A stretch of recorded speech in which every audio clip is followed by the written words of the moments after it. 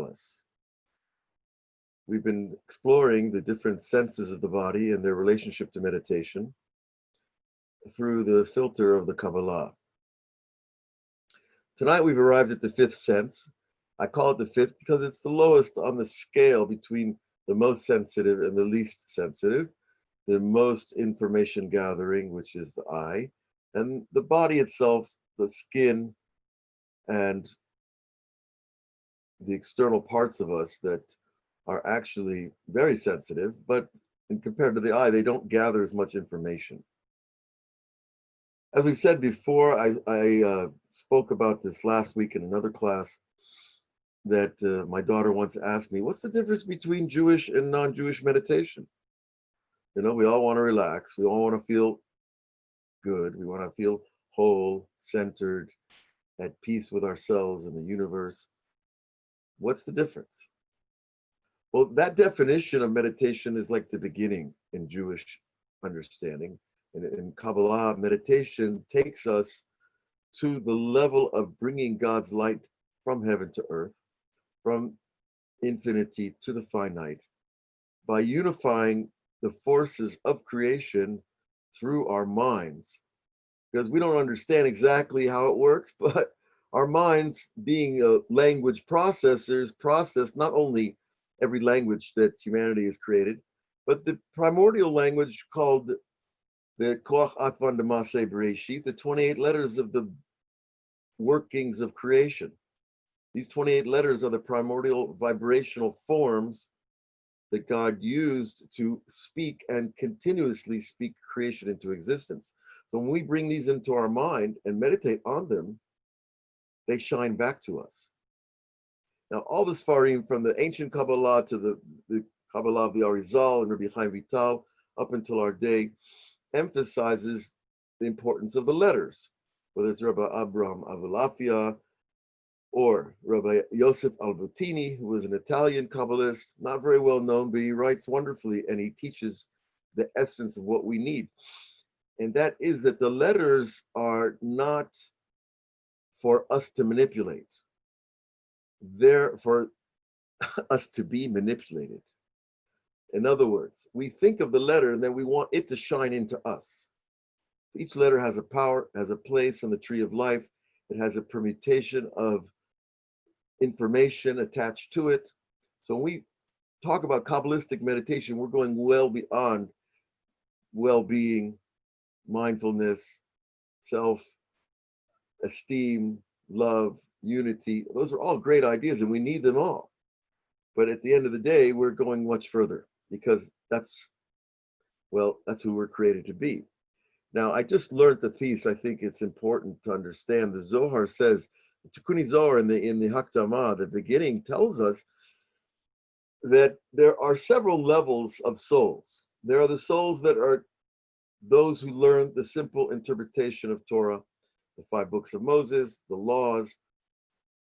Then there are those who learn the laws that are derived from those shot laws, the simple laws.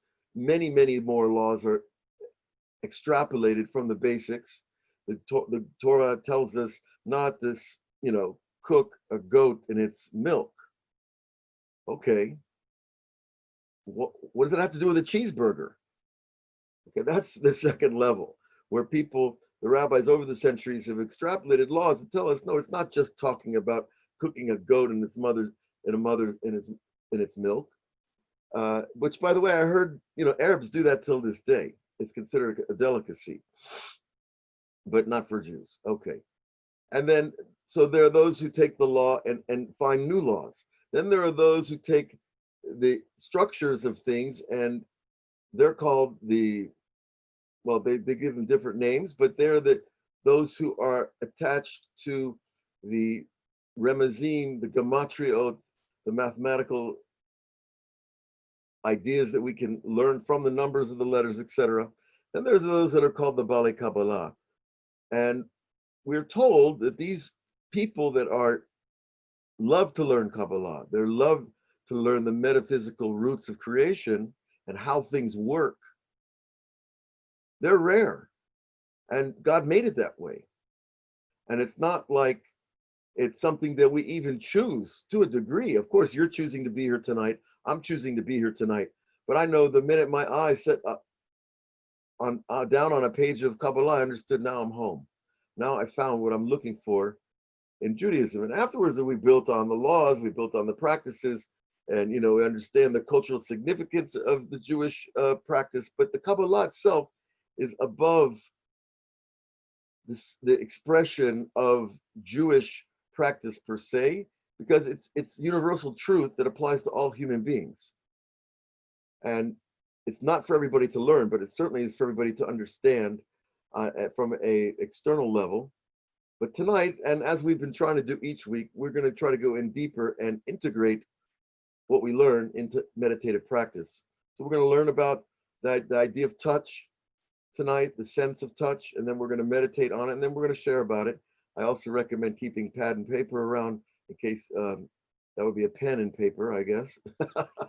and because your ideas are precious when you enter that inner place within. And we have to learn to honor our own thoughts especially when we do the work of learning and meditating, because that's exactly how we open up the mind to receive new insights into ourselves, into life, into God's world, as it may be. Okay.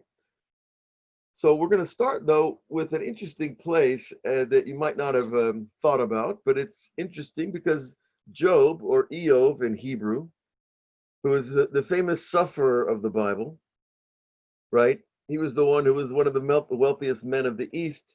He had more flocks than anybody, children, houses, everything that people wanted. And in a series of a few days, everything was destroyed. And we understand that the basic idea of the simple interpretation of the book is that the prosecutor in heaven, we call him the Samech Mem, the Satan, he has many names. His job is to point the finger, okay? Just like any DA today, right? But his paycheck is his pay scale is a little different. Anyways, he is asked by God, have you considered my servant Job? He's righteous in his ways. He even brings korbanot every month. When his children have a party, the morning after, he brings a party in case, a sacrifice, even in case somebody sinned. Now that in itself should make your ears stand up. Wait a minute. You're going to bring an offering in case somebody sinned? Was that really do the job? Does that really cover? Is that the idea of bringing sacrifices? No, the idea of bringing sacrifices is that I did something wrong and I feel bad about it and I want to fix it. But he used to bring them in case his children, had a bad night or too much whiskey. So that was already a problem. But it actually goes much deeper, because the rabbis ask, the Bible itself says that Job was a righteous man. So why does he get taken out? The Chaldeans come on their horses and steal all their flocks, and a storm wind comes and takes down his house, and then his body is inflicted with boils. And these are biblical boils, these aren't these little mosquito bites. The poor man he shaves his head, he sits down on the ground, he's wearing sackcloth. He was a billionaire of his time. And now he's on the earth and he's nothing. And he's wiped out. And he says, listen to these words, after my skin was frozen, so to speak, hardened, really, because if you know anything about these skin diseases, your skin gets not so pleasant. From my own destroyed flesh, I see visions of God.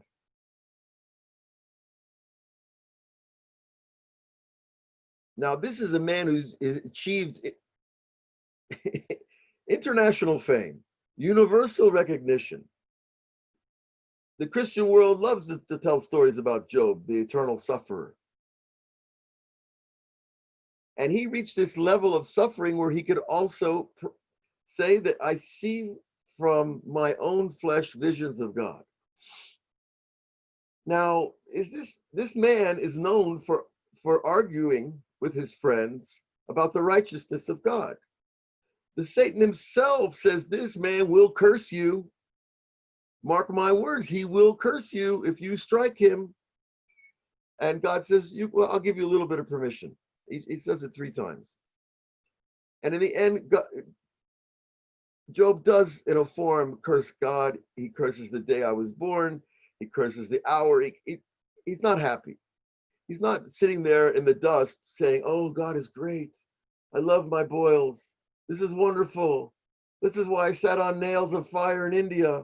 No, he's the ultimate symbol of suffering. And yet he sees God from his flesh. And the book of Job is considered one of the most poetic and the most transcendental, by the way.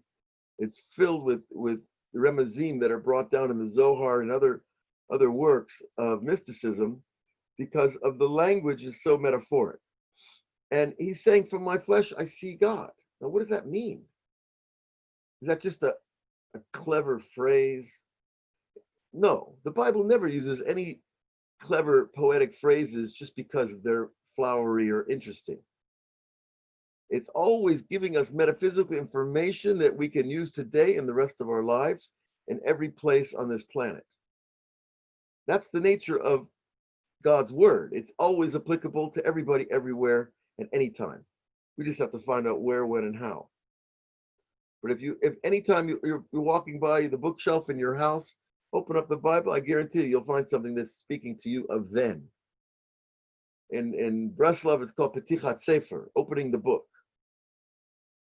I saw Rav Kaduri walk into a big library, and he just scanned the books, and then he pointed at one, and he pulled out the book. He opened it to one page, and there was the answer. In other words, we treat opening books as a sanctified or a sacred act in itself, and an act in which we're creating a vessel to receive divine providence. God, I'm opening your book. I'm not doing this for fun. I'm doing this because I need to know what you want from me. And so we take these words very, very literal and very important. And he says, from my flesh, I see visions of God. What does that mean? Well, I learned this years ago, and I asked the question for many years. And then I happened upon a Rashi that talks about when Jacob wrestled with the angel of Esav when they were coming back into the land and crossing the Yabok River. And it says that the angel of Esav struck Jacob on the inner side of his thigh, which is called today the Gid Nashe. It's the part of the animal's thigh that we don't eat, in memory of this event. And Rashi says when the angel struck his leg, he saw that his progeny, the future generations of Jews, would be enslaved by the Romans. That's a pretty specific vision to have in the midst of a wrestling match. Now, you could say this is not your average wrestling match. This is not the WWE. This is the real deal. This is an angel who's taken on physical form, which, by the way, angels can do. They have their own set of protocols. And by the way, if they're not righteous, when they do take on physical form, they won't be allowed to leave the physical realm. They won't be able to go back to heaven. So this angel, though, was, but Jacob held him in place. We know at the end that he demanded that he bless him, and he called the name of the place Peniel. And the Peniel is also the gland in the back of the head where the knot of the tefillin goes, which is responsible for secretions of DMT into the brain, which is called the death drug because it is excited at the time a person dies. And the death, remember, is not what we think it is. Death is a transition. It's actually one of the highest moments of your life because you're leaving your body and going to another place. Well, that's another thing that Jewish meditation deals with, is that we're really trying to stretch the soul out of the body without leaving altogether. So, it depends on how flexible you are, how much stretch you get, But here we see Job is telling us you can see God in your own body. Now, how? Well, one way is that when you know the tree of life, the 10 qualities of the soul, the right arm, the left arm, we're told this by the rabbis. People don't talk about it, so I'm here to talk about it.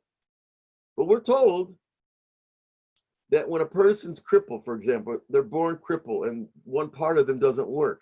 That means in a previous incarnation, they did a sin with that limb and they didn't do tshuva on it, they didn't fix it, and they have to come back and endure its being unusable in this world.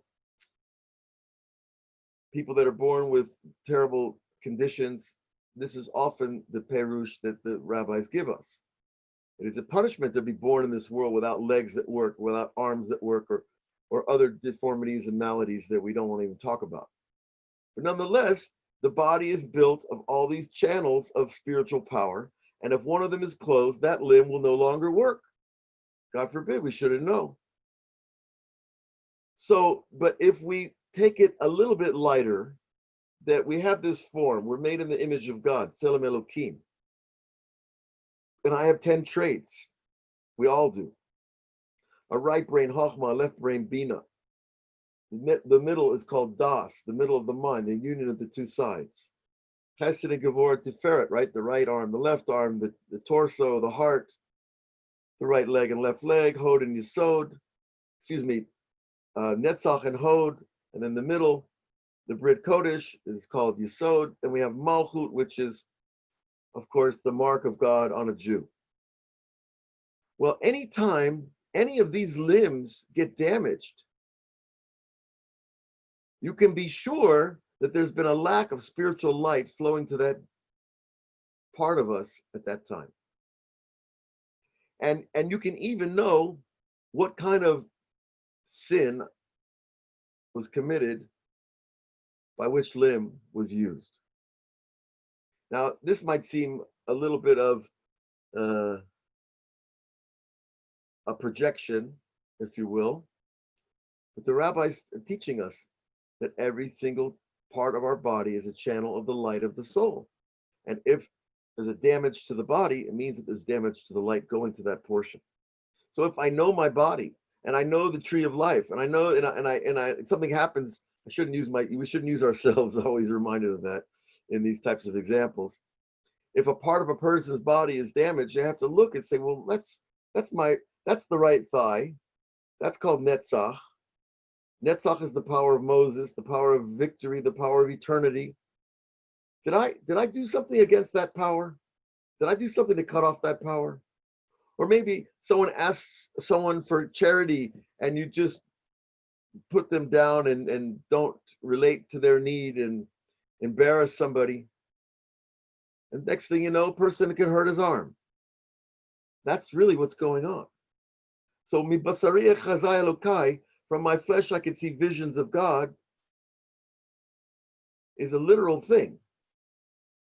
Now, the vision, what is a vision? Well, it's an activation of the visual processes of the mind, right?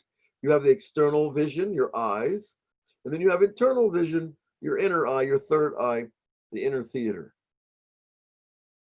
They can be excited, if you will, together or separately.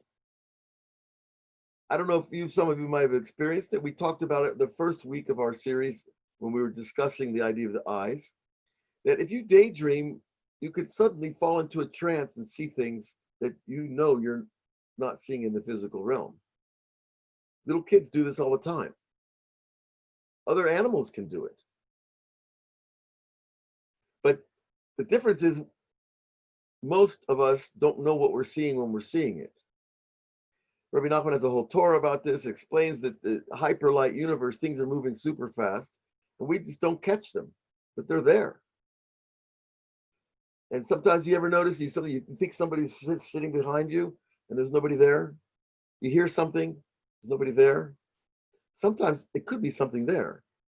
Now, we're not here to promote walking around like always, whoa, who's standing around me now? But the truth is that it is possible, and if you've had the experience, one of the experiences is talked about in the Kabbalah as well. It's called the seeing out of the corner of your eye. Where you could see something in the periphery. Okay, well, that's because the eye is picking up things from a non-physical plane. And we just don't know how to slow down and interpret it. Because the body also has this ability to teach us things about where we've been, what we've done, what we need to fix. But it also has the ability to help us see into the future. Okay, now this can be described in a simple way as wherever your body is exaggerated, that you have extra soul there. So if you have big shoulders in Kabbalah, that means you have the ability to take on responsibility.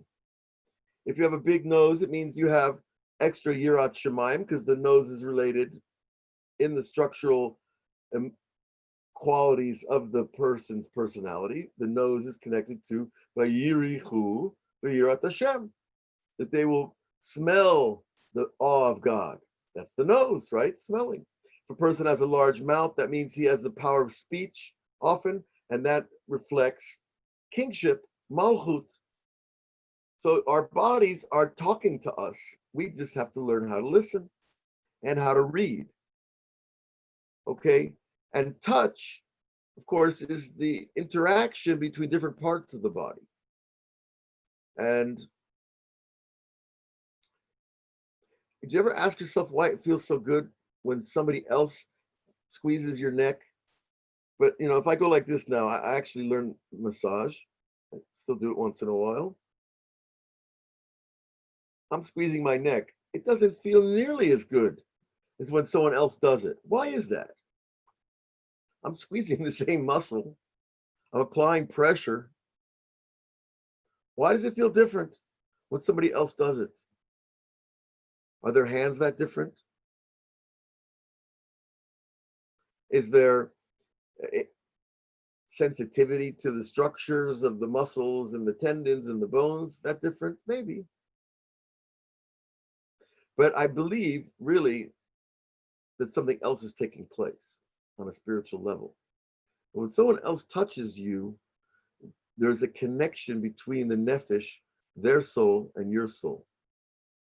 And if that nefesh, which is only the lower level of the mind, is also impregnated with intention from your mind, that when you give a massage and you're having intention to give this person pleasure, that you're channeling, so to speak, the qualities that flow through you from the tree of life, then your touch is going to have a different power. And so what happens is a unification takes place between the mind and the hand. Now, this is also talked about in the Hasidut and Kabbalah, the connection between the head, the hand, the heart, the feet. They're all connecting and they're all transferring soul power from the source, which is in the seat of the mind, down out through all the limbs. So when someone else touches you, it feels so much better because their soul is touching your soul on a surface level only, but that surface level reverberates. So I believe that Job, even though he was in a wretched state, he was really teaching us a teaching about our bodies. Because remember, he was a wealthy guy. He was a powerful guy.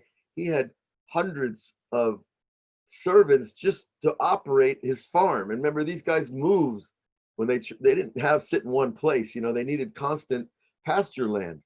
So it was like a moving city, you know, or a town. And he was probably well taken care of, let's say. Suddenly he's brought down to this low level. He's going to be super sensitive to his body in a way that he'd never been before. Because when you suffer physically, you become acutely aware of things that we don't pay attention to at all. Now, everybody, when you get sick, you know that. You suddenly, whatever the illness is, you will receive a tremendous acute sensitivity. Now, that acute sensitivity is actually a function of the pain, usually.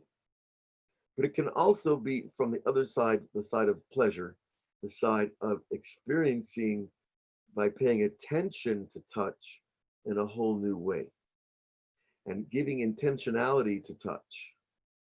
And ultimately, when you're a Jacob, when you're a Yaakov Avinu, when you know that you're a forefather, you know that you're a patriarch, you know that you have 12 tribes that have a mission to bring monotheism to the world, because that was the message of Abraham, his grandfather, then you know that your sons are important, and you know that they have jobs, and they're going to create this nation state called Israel. And suddenly you get into this wrestling match with this being that wants to kill you, and he does dominate it, but he gets stricken in the left thigh on the inside at the gid. And so there is a reverberation. He suddenly sees, and in the Lashon there is, he sees that his progeny will one day be enslaved by the Romans. And so that seeing, well, it's really not that hard to understand. If you close your eyes and then you touch your finger to a part of your body, you can see that part of your body. It can automatically, the image will spring forth, because all our senses are connected to each other, and they're intersecting, their impulses intersect. And so that touch can produce vision, just like smell can produce memory, or smell can produce vision. Just like we learned last week that taste is where the divinity resides in food. So we have to train ourselves to be sensitive in the holy way, not hypersensitive because, someone fiddled with the air conditioner or my Starbucks is too sweet. No, we're talking about spiritual sensitivity, where I'm aware of the world around me in a much more keen way. Now, as a therapist, we're taught some of these things in graduate school, and we're meant to practice them and learn more, because we want to pay attention to where people are anxious, where people's anxiety is expressing itself through their bodies. So this is something that any therapist will tell you that we pay attention to. If a person's, the Gemara tells us, if a person's always tapping his foot, that means something's problematic with his right or left thigh, which is, of course, a channel of, we said, Netzach or Hod. So we have to know what that represents. Or if a person is always twitching in a certain place, or he's fiddling with his fingers because he's anxious, that anxiety is not for nothing. It is there to represent an inner state. And what we're here to do, Tachlis, is to understand our inner states and derive information from this so that we can fix things in ourselves and those that we care for, etc. And it's Dafka through Job's suffering, we see the example that even though you can be at this tremendous level of pain, you can actually see very, very high levels of understanding about yourself, about your place in the world, about your future, about your past. It just depends on if I can go there. And you'll notice when, like, you're sick, if you have a fever, you'll have oftentimes, fevers often induce very visual dreams, because the heat, of course, is rising through the head. And when the head gets hotter, apparently that triggers something in the visualization of dreams and the pictographic aspect of what we see. So it's something to pay attention to. If you're ever ill, God forbid, you shouldn't know from it. But that hyper state, Rabbi Nachman says, is because the soul is trying to leave the body. Souls don't want to be in the body. They want to be back in heaven. But they're forced to stay in the body. And when the body gets weak because of an illness, the soul starts to pull out. That produces that transitional state we talked about last week, when you're not asleep and you're not awake. Ani she'ena v'libi er, right? So that transitional state is part of the meditational experience. All right. Now, there is another proof or example of this idea in modern psychology that is used in trauma therapy that's called Somatic Experience, SE. Somatic Experience basically posits that the very cells of the body have memory and remember trauma. Now, I don't think nowadays that's very hard to cop. There's so much trauma in the world and so much therapy is needed. It's not such a hard thing to understand.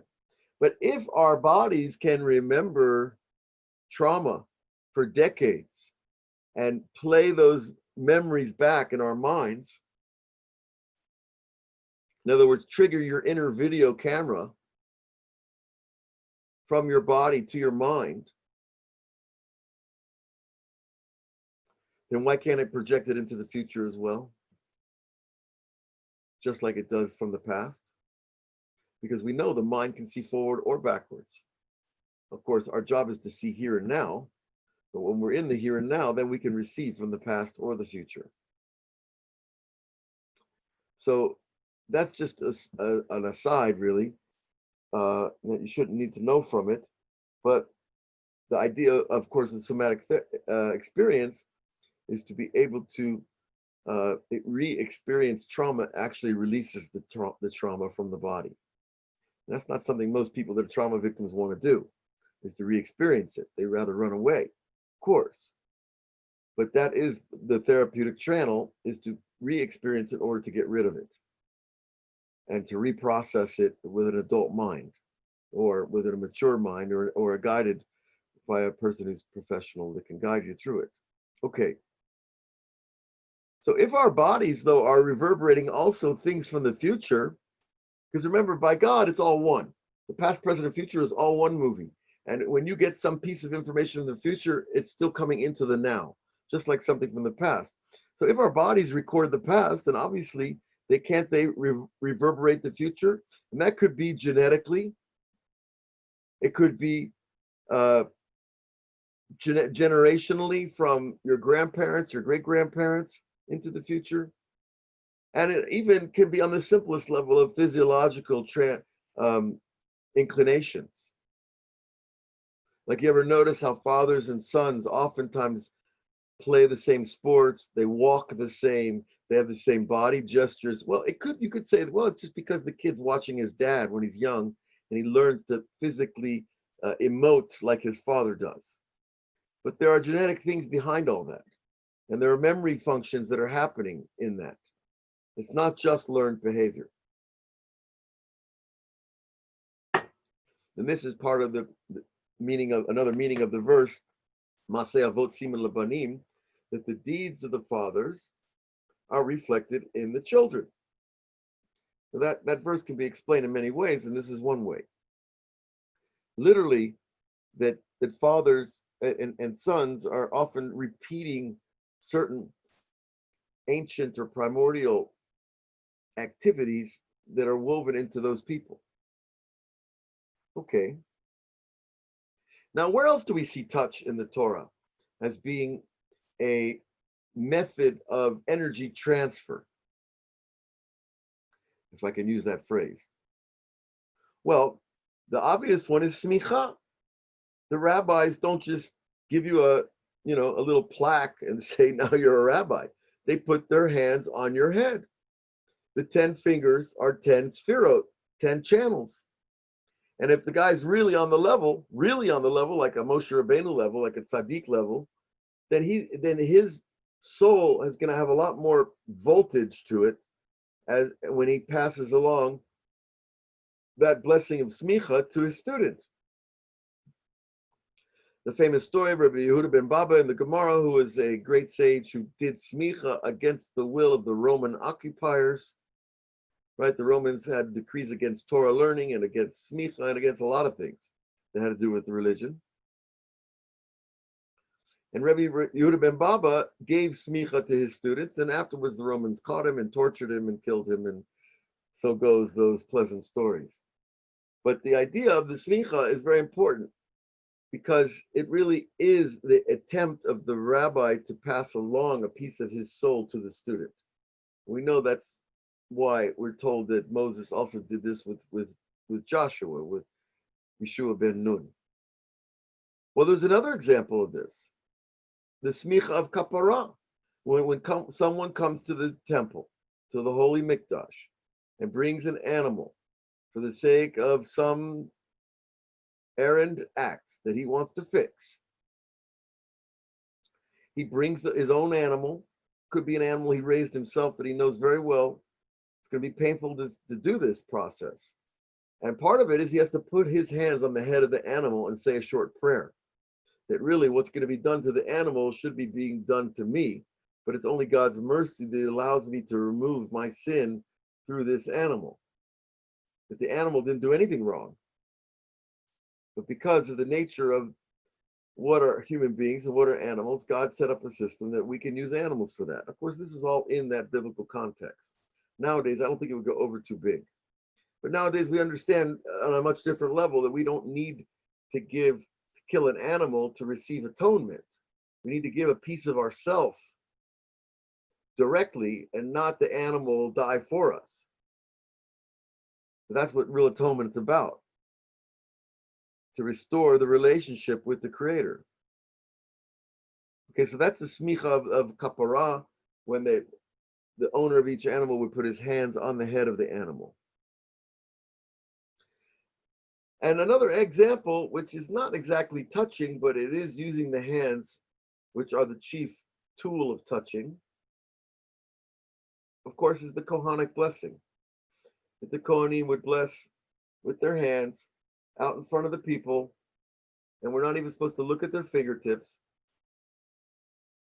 These are not just things the rabbis make up, These are real spiritual, metaphysical moments where energy is being transferred from the Kohen, because he has his power of blessing, to the community, whoever's there in the synagogue at that time. So much so that if you're standing behind the Kohen, you're not going to get the blessing. You have to be standing in front where his hands are pointing. So that's just another idea that expresses the general thought that our hands are emitting soul, and soul power, just like we said earlier in the series, that the eyes also emit soul power. The nose also emits soul power. The mouth emits soul power in your very act of speech. Pieces of you are coming out in your words. Now, you might not look like it, but I guarantee if you talk enough, you'll feel it. You'll feel tired.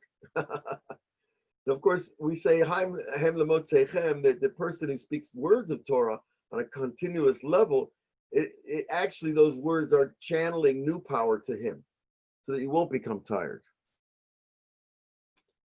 I once heard of a contest, a learning contest between Baba Elazar, the grandson of Baba Sali, and Rabbi Moshe Bentov, who was a well-known righteous tzaddik in Jerusalem, that they had a contest about who could learn Torah standing the longest without stopping. They stood at a stander, on a stand, a podium, a lectern, and they read from a book. And I think they were doing it probably, I'm sure it wasn't for their egos, but they were doing it for a charity of some kind. And people, of course, came to see what was going on. And the way I heard the story was that Baba Elazar lasted longer than Reb Moshe Bentov,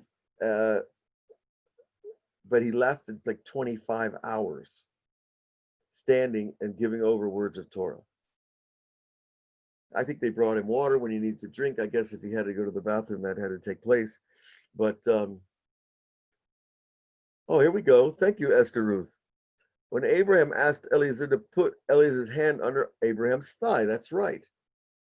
Now, that's a sign also of the idea of the covenant that Abraham started with the world and with other human beings, that the covenant is symbolized by the Brit, by the circumcision, which I understand now. I think Denmark is trying to outlaw. Aren't they clever? If they only knew what they were doing. Huh. But anyways, so Abraham wanted Eliezer to find him a wife for his son.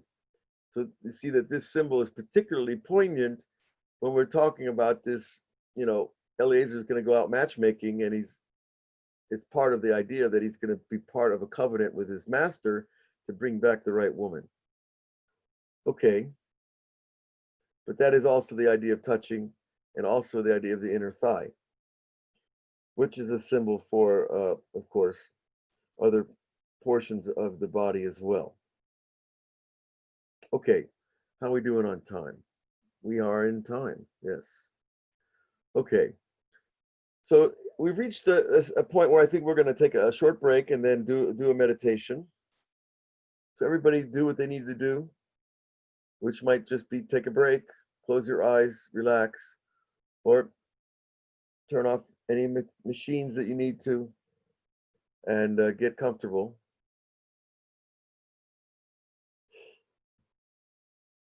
It's 1:40 in the morning here, so we're hanging on. I didn't even make a coffee. I meant to. Look at that.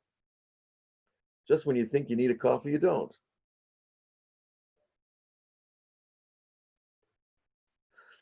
Okay.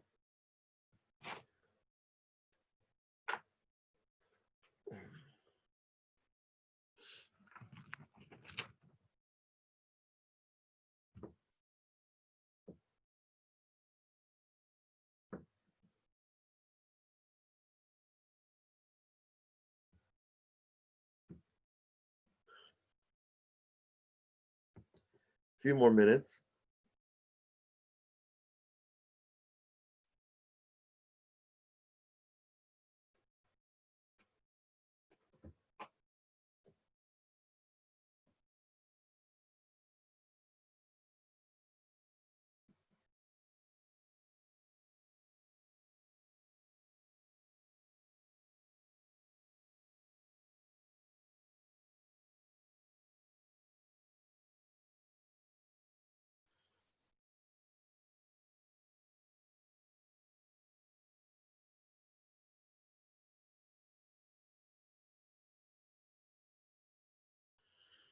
Okay.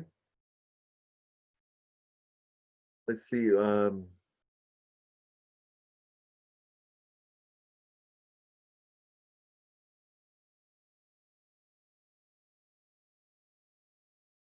Esther Ruth also brings an interesting piece, pasuk from Tehillim. His left hand under my head, smolo tachat roshi, v'mino techabkeni, and his right hand will embrace me. Very nice. That's also this idea of touching, of protection, comfort, etc.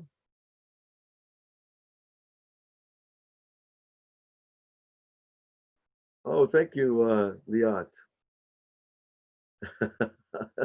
Staying up late. It might be a function of getting up late too. Thank you, Leonard. I appreciate your comments.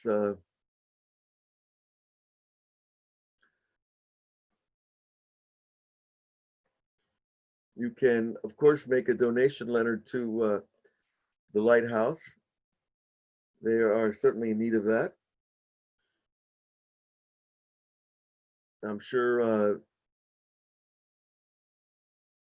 Rabbi Michael Ben Melech can help you with that. Their instructions usually. Thank you, Cindy. I appreciate your appreciation. That's the funny thing about appreciation. It seems to build more appreciation. Something right about that, you know? So let's get comfortable. I'm going to do a meditation.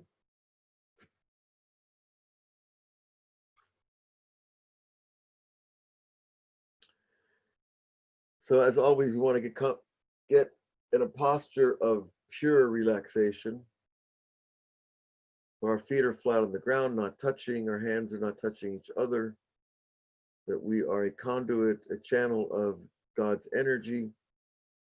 You can define it however you like, but it is life force. And it flows through us in many directions at once.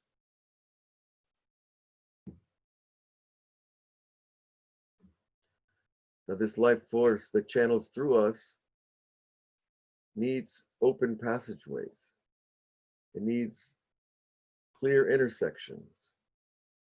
Just like any transportation system, we are transporting the light of the mind to the heart and then outward through the limbs, the hands, the torso, the hips, the legs, and the feet. So we want to be in that state of pure receptivity. That's the idea of Kabbalah, to receive what is. Because we trust what is. Because we know the one behind it that's creating it. So I don't need to manipulate reality. I don't need to get something. I can just gracefully receive it because it already is. Tonight we're going to take a journey,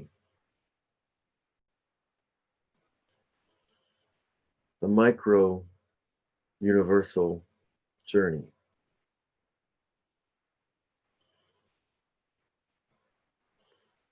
With your eyes closed, breathe through your nose.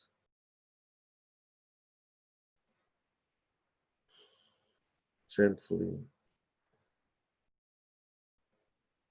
gracefully,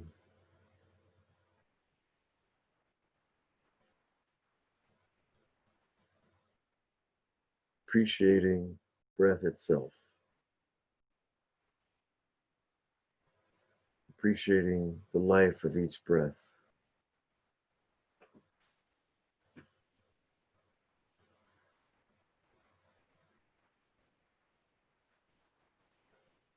And each breath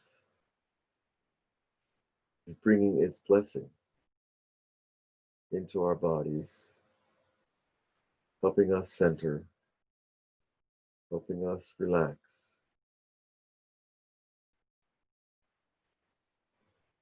removing all the tensions of the day, whatever stress there may be,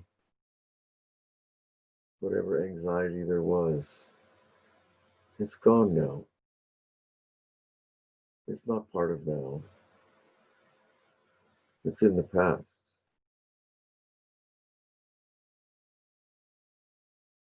And in your mind's eye,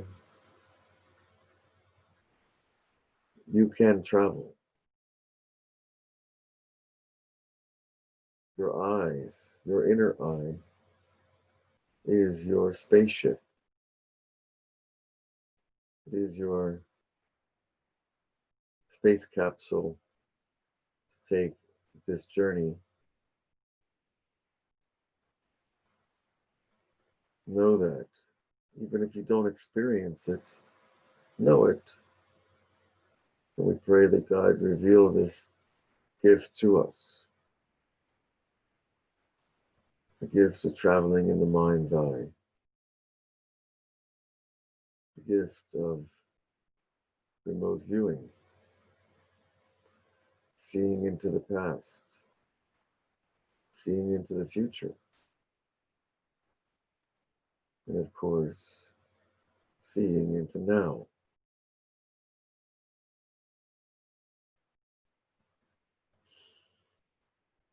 Keep breathing. Trust the now. For our Master is here.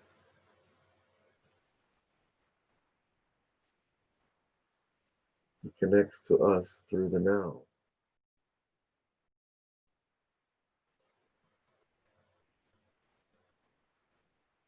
All anxiety about tomorrow or yesterday have no place with us. Feel yourself grow lighter, easier,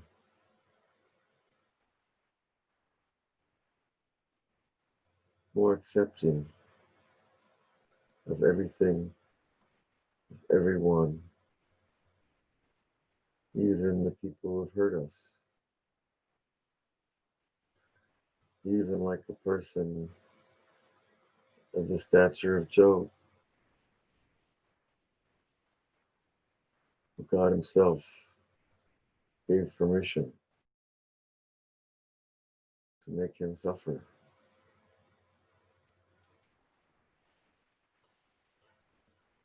Now we know God is righteous because Job was the one who gave the unfortunate advice to Pharaoh to enslave the Jews. So it was a measure for measure affair. Job received exactly what he told Pharaoh to do to the Jews. It doesn't mean we don't have mercy for people who suffer because it's coming to them. We can't say that. But we can say If God is perfect, and every human being is not, and He will work it out with each of us, in our suffering, our losses,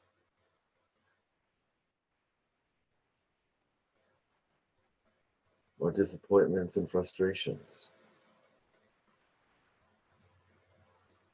They're loaded with teachings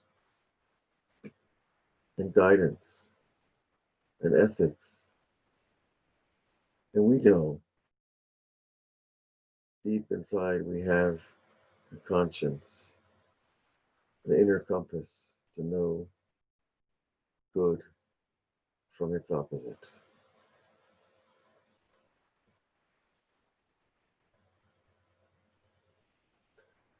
But tonight we're going to take a journey. And that journey is into your body. We don't need to travel to outer space. We need to travel to inner space.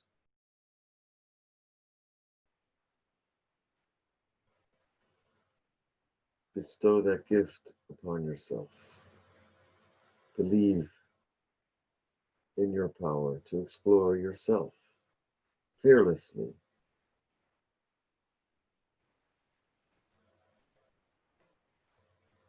Courageously, because we might find things. We might make discoveries.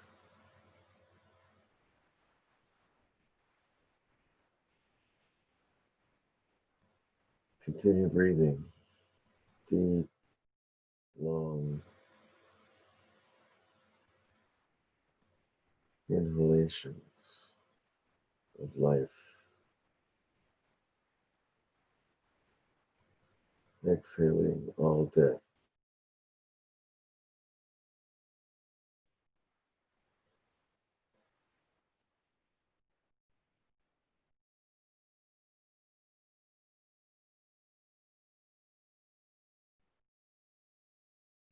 Now, as you sit in the viewfinder of your journey,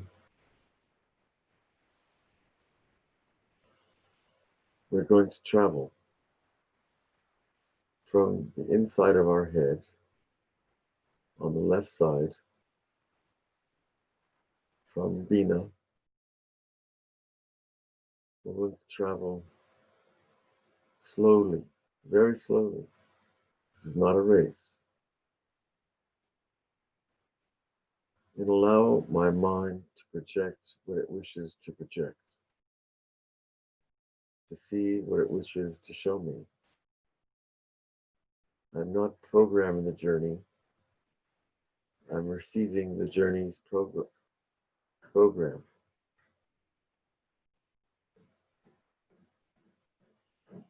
In your left brain, you have an eye that is connected with the optic nerve. You have an ear that's connected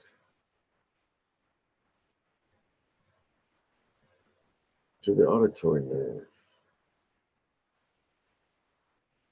Of course, the olfactory nerve of your nose. Travel these pathways. See the miracle of your own structure. Your point of focus is like a cursor on a screen. It courses you around, takes you where you need to go. Try letting the cursor lead. Just let it take you where it wants you to go. Don't dictate.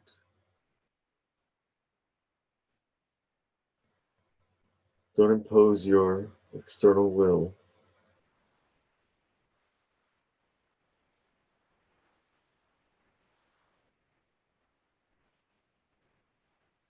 But know that the cursor, its mission is to guide us to where we need to go, to the teachings we need to learn about ourselves. about our bodies.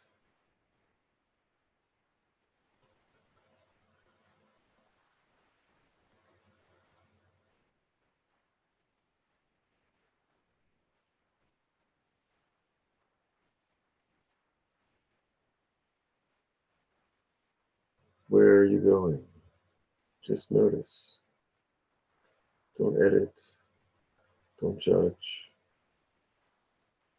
Don't criticize. Where is your mind's eye taking you? Through the head, down the left side, perhaps through the arm.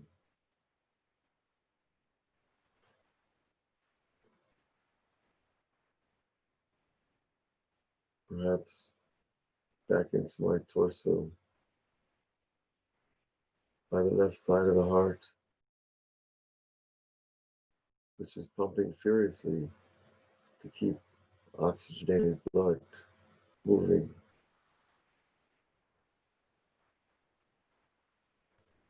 What a loyal set of servants my body is.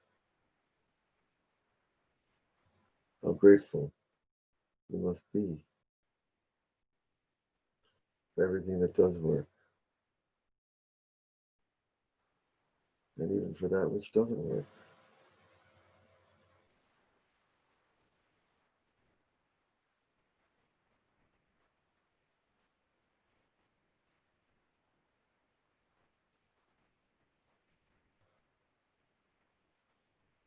Where are we going? Past the heart, always working. See the heart pumping. What a miracle. It never stops. No matter what we do to it, it keeps working. The power of Tiferet is alive in the heart. Beauty of balance.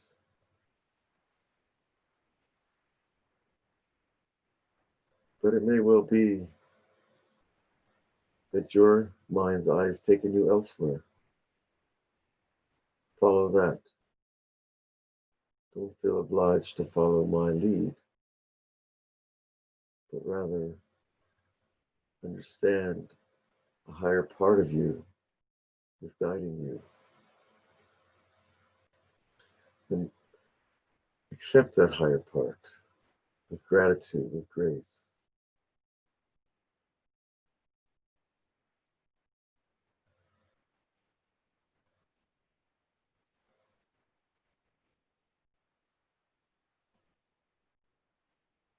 Continue breathing. Continue seeing your body. Below your lungs, you have your bladder, your liver, all types of organs. Aren't they wonderful? Don't they serve us well? Do I really appreciate them? Or do I complain about them?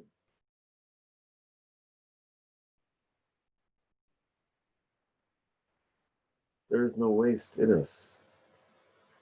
Every single cell has a purpose.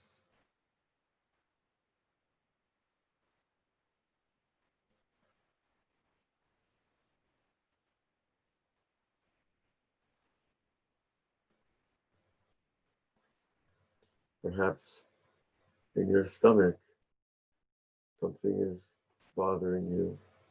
Stay with that. Surround it with your light. Surround it with your love. For any part of you, if part of you is suffering right now, feeling pain, go to that place with your cursor, your focal point. Stop at that place. Inhale the golden light of life. And as you inhale, see that golden light flowing into you and going to that place of pain and surrounding it, embracing it, loving it.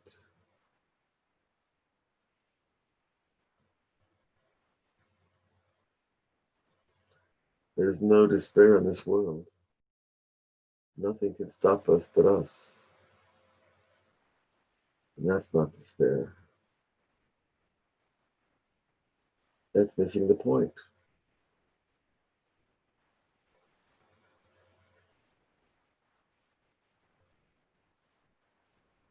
Perhaps your body is aroused to exercise, to move.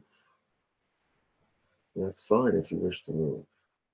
If you need to get up, to walk, stretch, of course.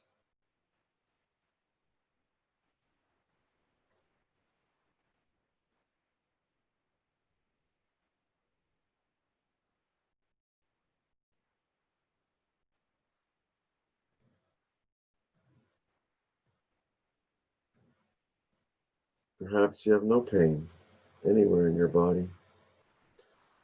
Perhaps you have a memory of pain, a memory of a condition. Perhaps you're afraid of it.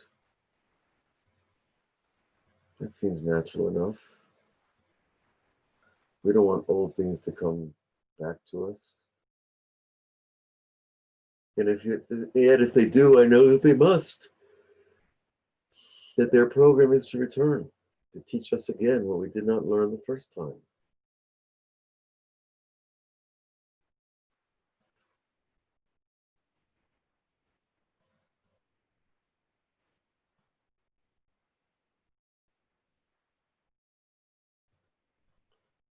If our bodies teach us something, we have to listen or we will suffer not listening.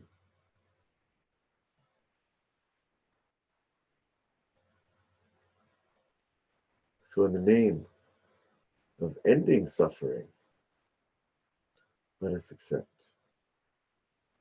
the wisdom of everything that happens to us. It's embedded with wisdom.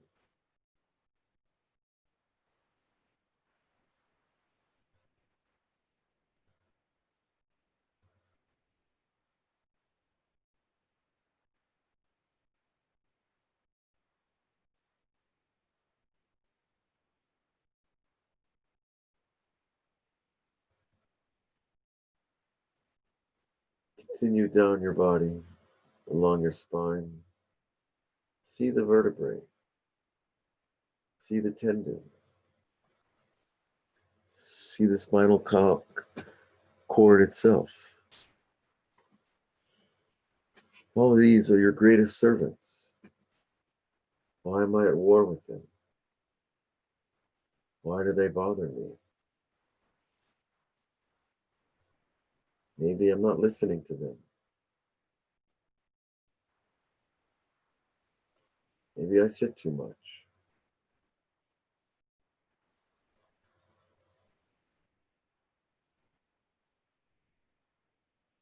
Continue breathing.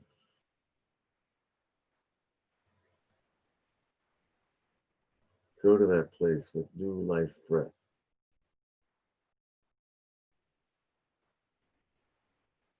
It emanates throughout your body.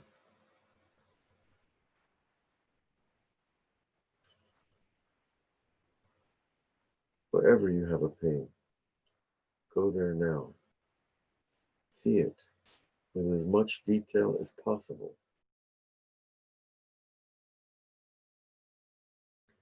Even if it's traumatic, go there. Love yourself through it.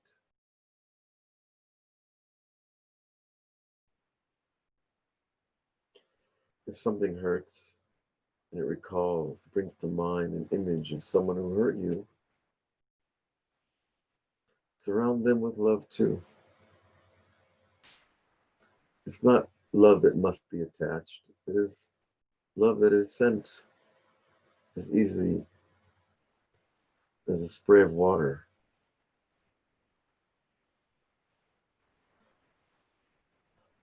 But as long as I resent, I am attached to the very thing that I resent. Only until I forgive can I be free. And that means forgiving my body as well.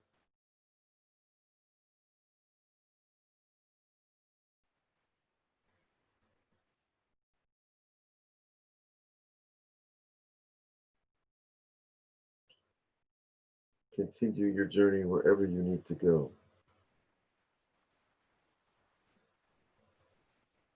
Stopping whatever part of you interests you.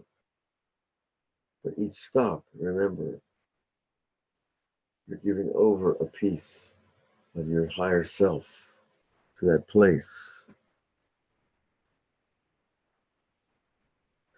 Now, on this journey, there are divine names for each and every one of these places. There are names of angels. There are vows. But at this stage in our work, we don't need to over complexize the meditation, but make it simple for us.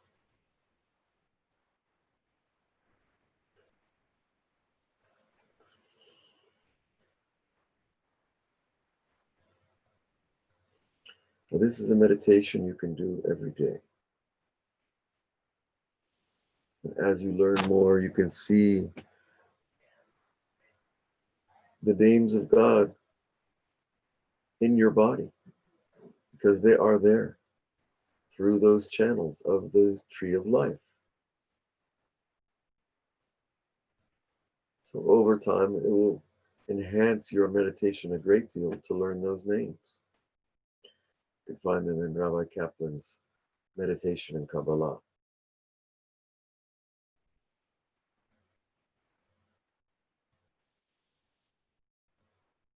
Continue breathing. Grateful to be here. Grateful to know I am not a victim of this world.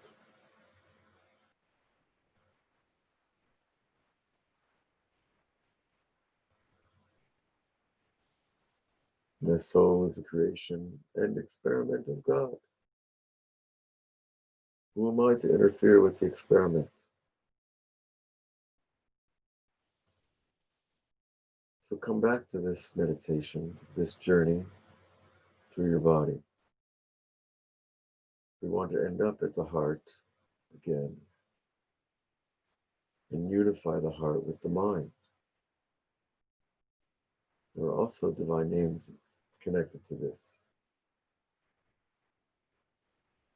Yud and Hey, and Vav and Hey unify with Yud and Aleph and Dal, Aleph and Dalet and Nun and Yud.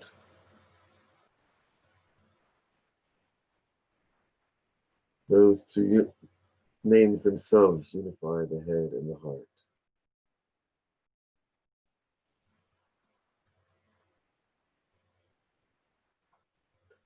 Which is also the job of tefillin.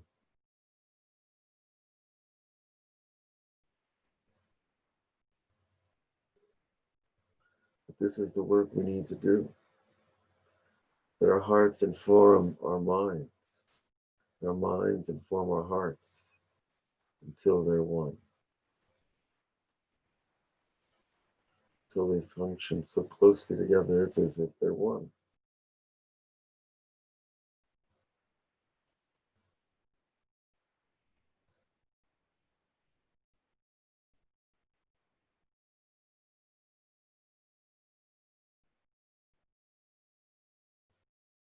Anything that comes to you from not in your body, pay attention to it. Notice it. But we're going to come to the end of our journey for now. The end of this meditation.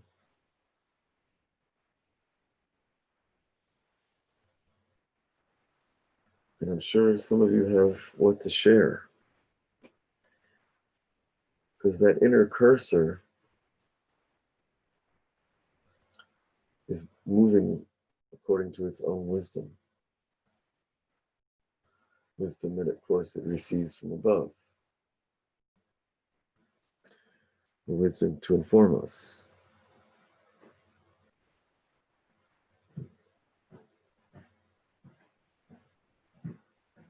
Continue breathing. Continue enjoying being you. It seems so difficult, and yet here and now it is so easy.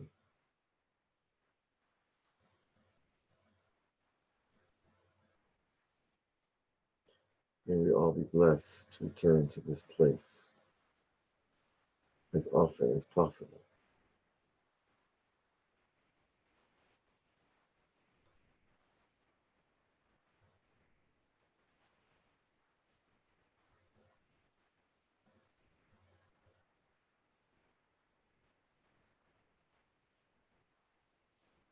Okay, as we return, open the eyes slowly.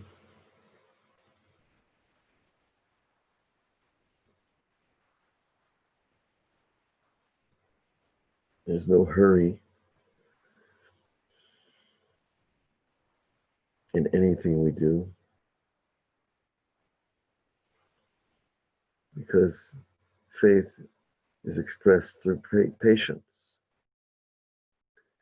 No patience, no faith.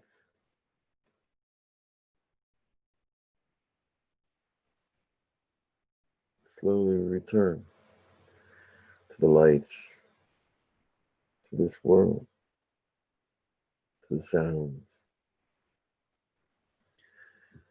Well, perhaps we'll see things a little differently.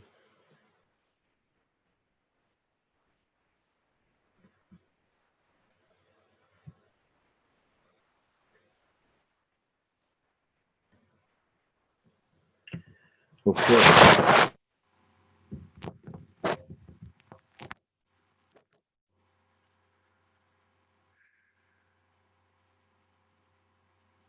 Well, I see we have a few more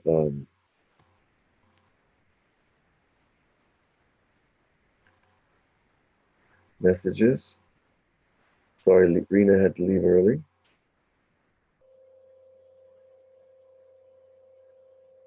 And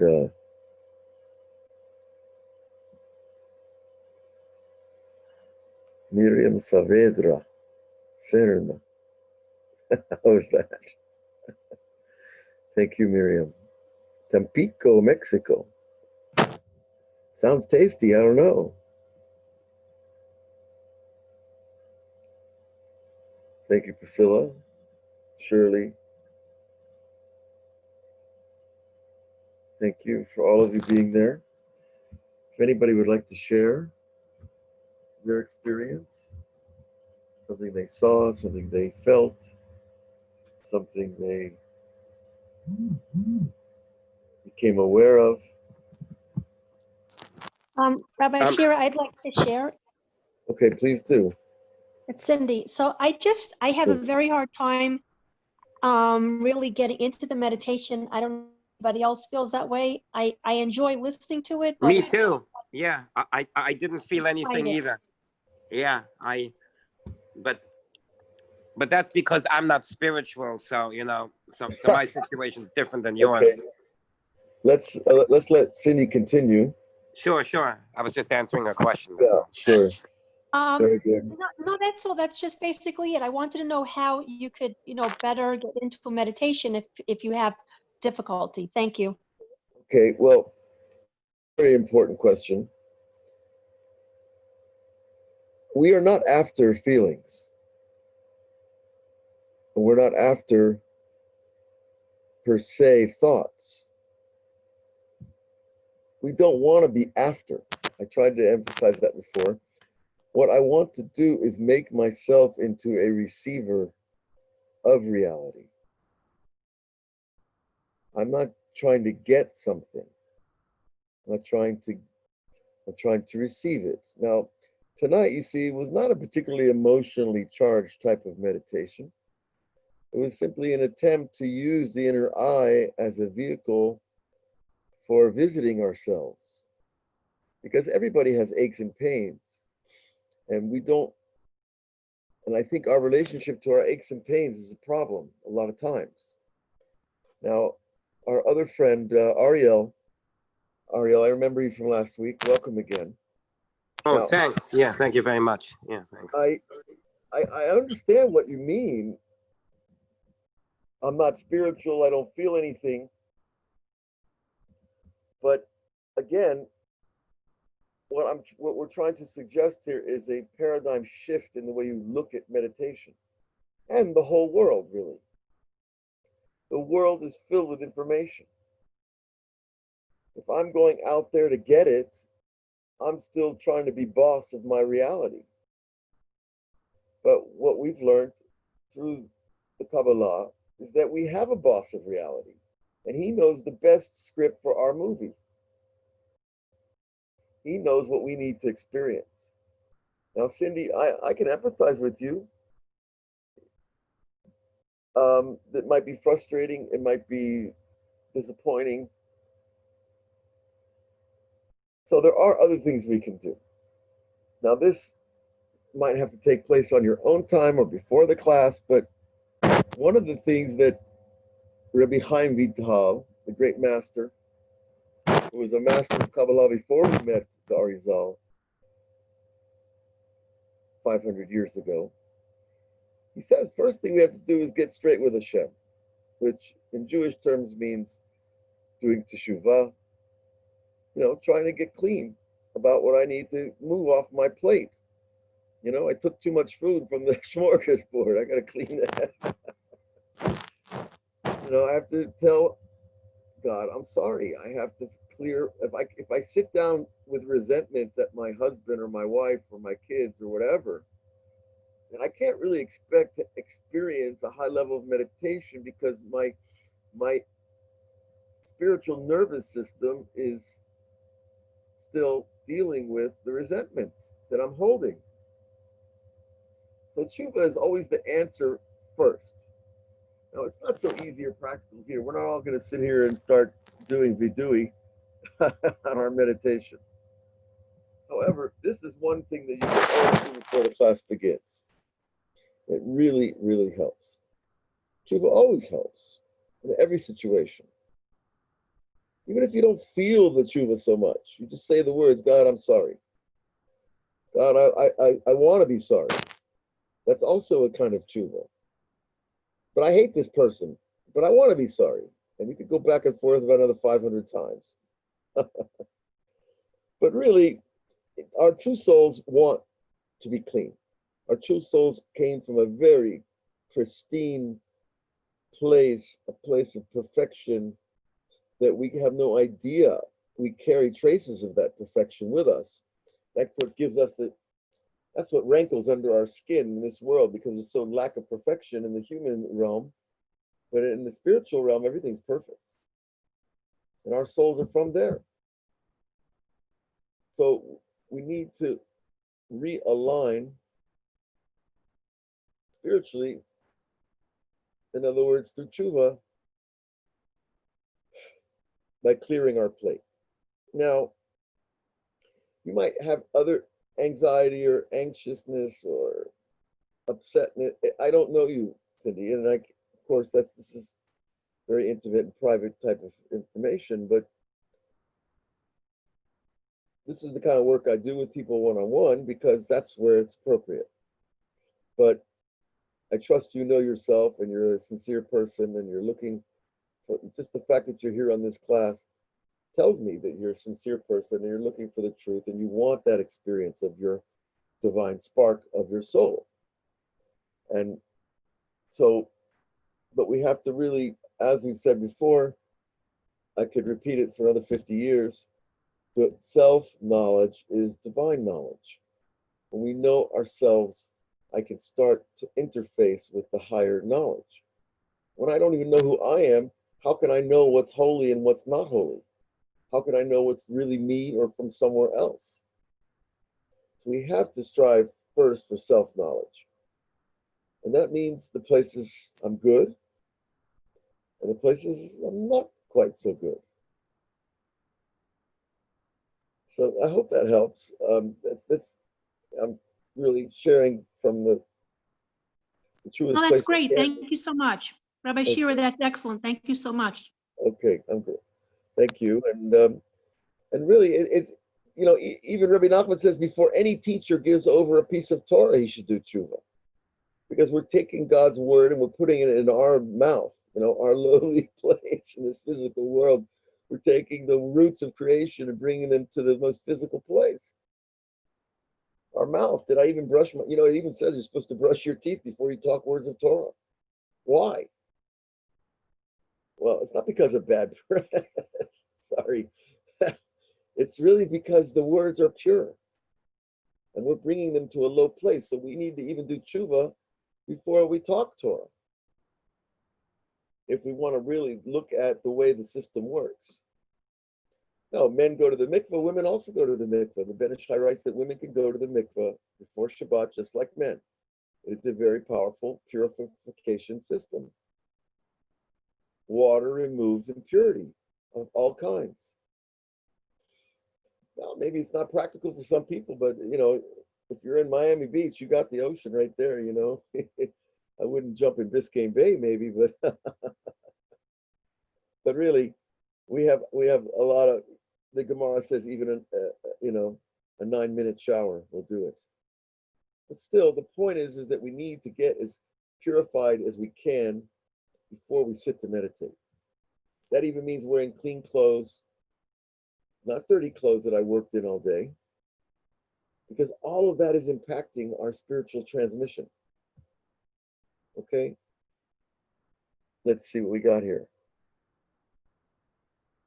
Yes, we are having a class next week, Leonard, and look forward to seeing all of you there. It's Thursday night. Wow, it's going to be Erev Rosh Hashanah, Erev to Erev Rosh Hashanah. Right, that's fine. I assume we will be. Miriam writes that she saw so much light. That's very nice.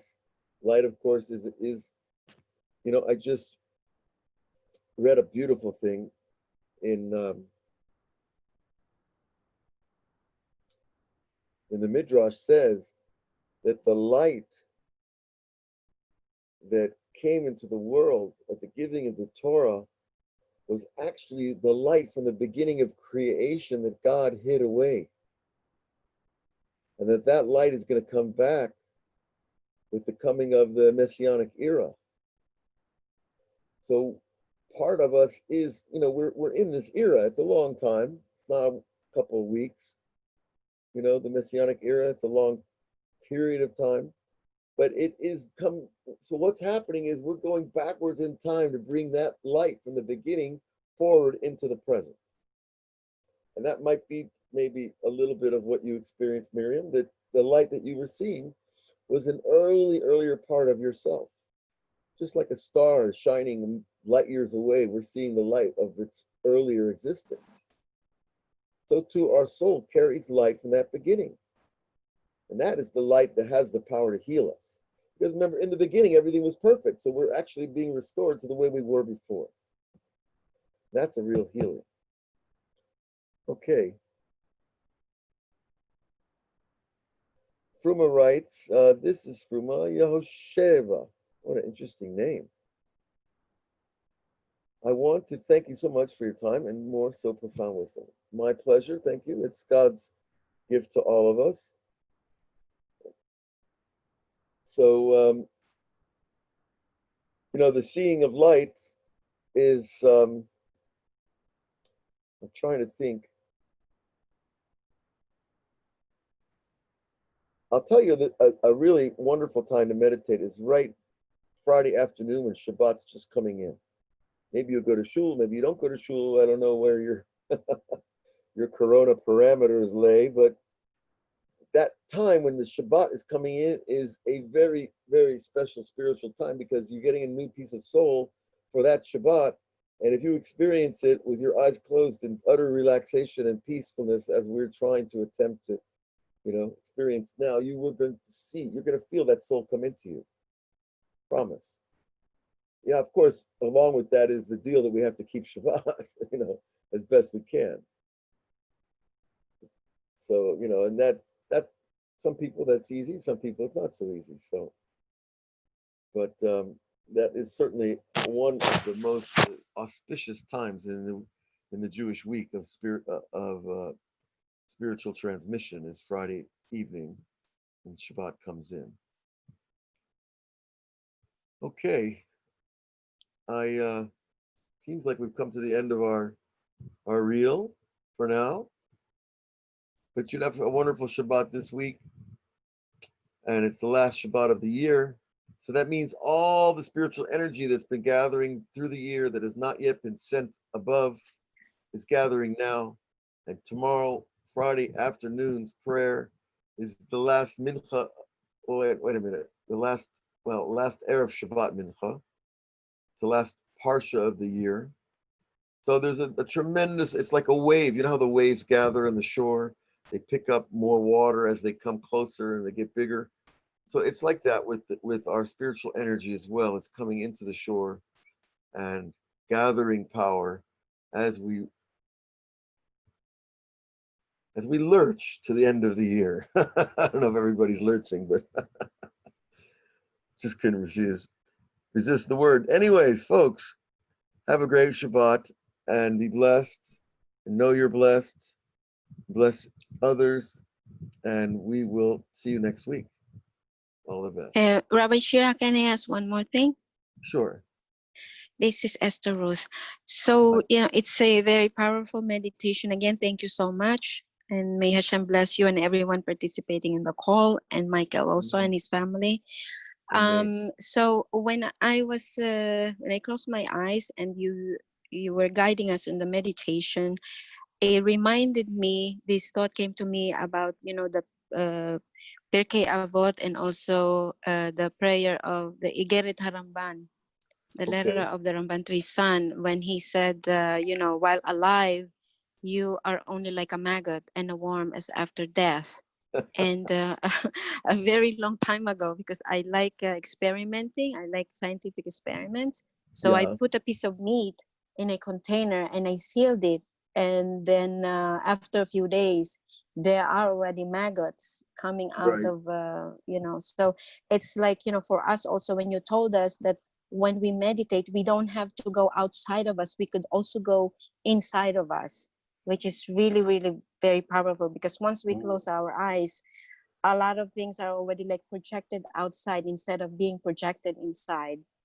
And so also, I heard, because we are doing the slichot, I go to the shul every day for the slichot, and then I heard the song, when you say like, in the heart, I heard the song, and we're like, striking our heart, and it's like, wow, that's also touch. And so, and then I also remembered, there's like a Leshem Yehud, in Shacharit, in Mincha, in Arbit, like all the holidays, we always have Leshem Yehud. And then now that we are ending the year, it's the last Shabbat of the year before Rosh Hashanah. It would be nice if you could at least like try to explain to us what Leshem Yehud is, because there are the three combinations, Right. So let me write that down in my notes, and I'll try to incorporate that in next week's work. I reached the last page of my Yoman, so here we go. So I'll write here, Lighthouse, L'Shem Yechud. And there's many, many teachings we can work with on that, but I will look forward to that. And it's one of those so essential prayers, and we talked about it too earlier, this unification of the male and the female that creates this balance. And okay, thank you very much, Esther. Thank you, Rabbi, and Shabbat Shalom. Shabbat Shalom to you. Okay, so folks, I'm going to say good night. Good night, Liat. Good night, Michael. Thanks again for everything. All of you should be blessed and find that place that I can just receive and not worry. Because what more beautiful message can you send to God? That I'm in your world, God. I don't need to worry. It's a great start to a new year. We'll see you next week. All the best.